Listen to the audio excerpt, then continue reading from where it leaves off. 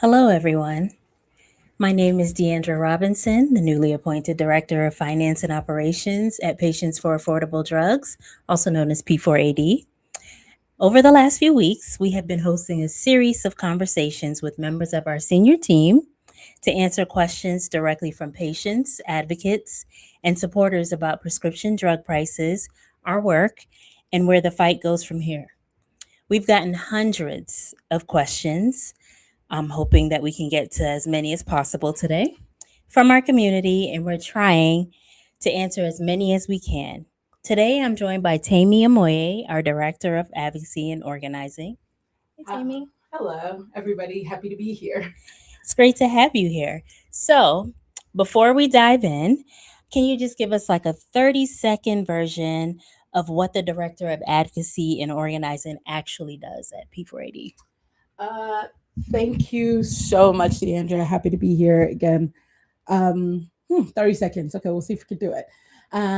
So I sometimes joke that the advocacy and organizing department is the patients in Patients for Affordable Drugs. And honestly, that is so much closer to the truth. Every day, we hear from patients who are struggling with the cost of their medications. Sometimes they're paying hundreds or even thousands of dollars out of pocket for life saving medications. And our job, my job really, is to make sure those experiences don't stay private. We help patients share their stories, connect with other advocates, and help them find opportunities to make their voices heard with lawmakers, with the media, with decision makers, really. Ultimately, my job is to build a community of people who are willing to speak up and push for a system that prioritizes patients first. Awesome. Thank you for that overview. So let's jump into questions. All right. So the first question we received says, what does patient advocacy actually look like at P4AD? Thank you so much. I'm very excited to talk about this. One of the things that we tell people here at P4AD is that advocacy doesn't start in a congressional office, it starts with a story. Most people don't wake up one day and decide to be advocates. They become advocates because they've experienced something that isn't right. Maybe they couldn't afford their medication. Maybe they're watching a loved one stop their care because they couldn't afford it. And at P4AD, like I said earlier, we help people turn those experiences into action. And like I said earlier again, it starts with a story. And that means either sharing your story publicly on our website. It means either writing a letter to a congressperson. Sometimes it could be just as simple as reposting a graphic from our social media, speaking with reporters, or even meeting directly with lawmakers and lawmakers or their staff. One of my favorite things about this work is watching people realize that their experience has value. Really, they may not think of themselves as policy experts, but they are experts in what it's like to live with high drug prices, and that's the perspective that policymakers need to hear. And when thousands of people actually share their stories together, that's when real change actually starts to happen. Absolutely. Thank you for that, Tammy. So our next question comes from Adrian and John in New Jersey. Shout out to New Jersey. Big Pharma has a lot of money and influence. How can patients make sure their voices are heard as well? Thank you, Adrian and John. And yes, it is true. Drug companies have a lot of resources. They have lobbyists, they have lawyers, they have enormous budgets dedicated to protecting their interests. I'm pretty sure everyone on the live can raise their hand if they've seen a pharmaceutical ad or a prescription drug ad. Exactly. I saw like two today. They have the money, but we have something that drug companies don't have. We have lived experiences of most Americans. And yeah, members of Congress hear from industry all the time. What they don't hear every day is someone who had to choose between paying for their insulin or paying for their groceries. Someone who had to watch their grandma ration her oncology medicine. Those stories bring the consequences of policy decisions into the real world. And the other thing we would say here is like there is power in numbers. David Mitchell started Patients for Affordable Drugs with one story, his story, and that made an impact. Thousands of people sharing their story that can create a movement. And that's exactly what we've seen over the years here at P4AD. Patients from all over the country have come together to tell lawmakers that they would not accept the status quo. And that collective action helped drive some of the biggest reforms in prescription drug pricing that we've ever seen. That's why we have Medicare negotiation. Hmm. I like your style, Tammy. That leads us nicely into my next question. Okay. I'm new here, so excuse me. Patients worked hard to pass Medicare negotiation, as you mentioned. So, how do we continue to defend that progress? Gonna keep sounding like a broken record. Bear with me.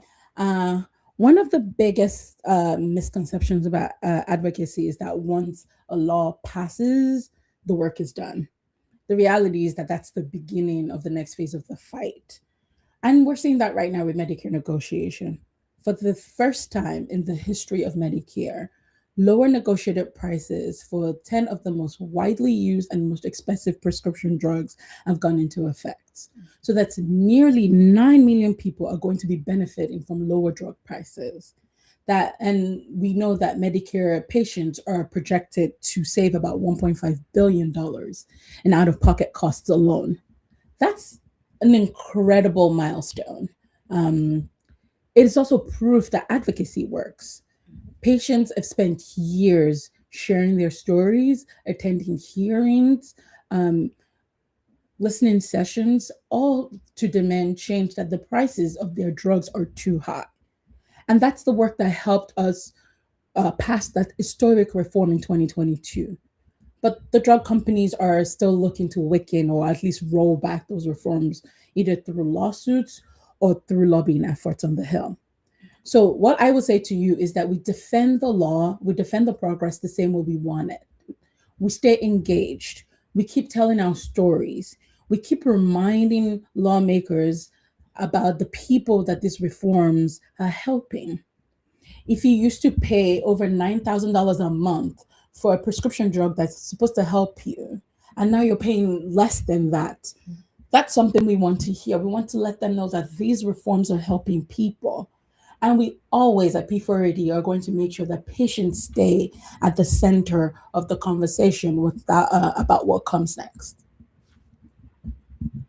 Thank you, Tammy. So, let's switch it up and ask something a little more fun. What's been the most rewarding moment you've experienced working with patient advocates at P4AD? Aside from the really cool people that I've gotten to meet, honestly, it is watching people find their voice. A lot of patients come to us feeling very nervous. They don't think they're experts. They don't think anyone is going to care about their story. Some people actually have never spoken to a lawmaker or to a staffer before. But then you see something change. You watch them talk to a reporter, and you can see in real time when they see people actually listen to them, you can see that change, that resolution in their faces. Or when you see them working to like a congressional meeting with the staffer, and you see them confidently share their story with their lawmakers, and you again you see that they see that someone is actually listening, someone cares. That feeling is incredibly powerful. Of course, the policy wins are rewarding. The reforms are amazing. That is what we do every day here. But what stays with me really is like days after is like seeing people gain confidence and sharing their story and then be fired up. Like, yes, what do you want me to do? I've told this person can hear me. I want to tell more people about this thing. And for me, that's something that money can't buy. Absolutely. So, if you are listening out there, I hope this encourages you to become a patient advocate. So, thank you, Tammy, for that question. My next question is, a lot of people assume lobbyists and drug companies will always have more than patients, will always have more power than patients. What makes you believe that ordinary people such as you and I can still make a difference? Because I've actually seen it happen. You know my sigh. It's just happiness. Because like We've been talking about Medicare negotiation since we sat down here. I think about all the years that people were told that it couldn't be done. So for decades, the and pharmaceutical industry successfully protected the system that prevented Medicare from directly negotiating with manufacturers. But patients, they kept showing up. They kept sharing their stories. They attended meetings. I Again, I said I sound like a broken record, but it's important to see people consistently sharing their story, consistently talking to lawmakers. They amplified their stories on social media, attended those listening sessions. They kept making the case that they shouldn't have to struggle to afford the medications that they need to survive. And eventually that persistence paid off. Today, negotiated prices are becoming a reality for millions of people. And that didn't happen because drug companies decided to just lower the prices. It happened because people organized, came together, and demanded change. And that's why I remain hopeful. Pharmaceutical companies may have the power, they may have the influence, they may have the money, but patients have the credibility, they have the experience, and they have the authority that comes from living with the consequences of these policy reforms. I think when more patients come together, that's a force that can be incredibly powerful. And it's easier to feel discouraged by the amount of money that the pharmaceutical industry have. But we have that lived experiences, and that is how we win.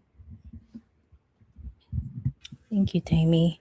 So speaking of that, can we talk a little bit about what happened to the Prescription Drug Affordability Board in Minnesota? Thank you.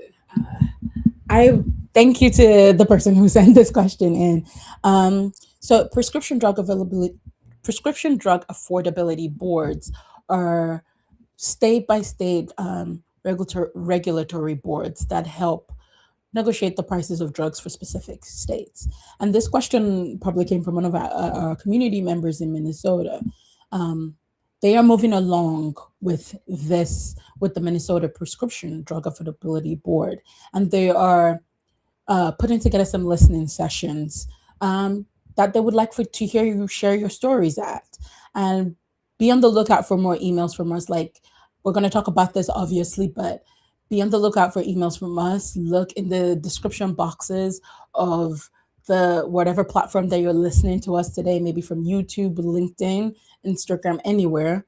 There is a link to sign up to P4AD there, and you'll be able to get more information about that specific issue. Well, that actually leads into my last question for now. If someone wants to get involved but doesn't know where to start, what's the first step? Or to give a cheat code to this, but the first thing I would say to you is that you don't need to be a policy expert to get involved with us. Uh, you don't need years and years of experience. I actually don't think you need to even know how Congress works. If you've been affected by the high cost of prescription drugs, your story matters. If you've been at the pharmacy counter and have to decide between, do I pay for my groceries today or do I pay for this drug that I need to live, your story matters.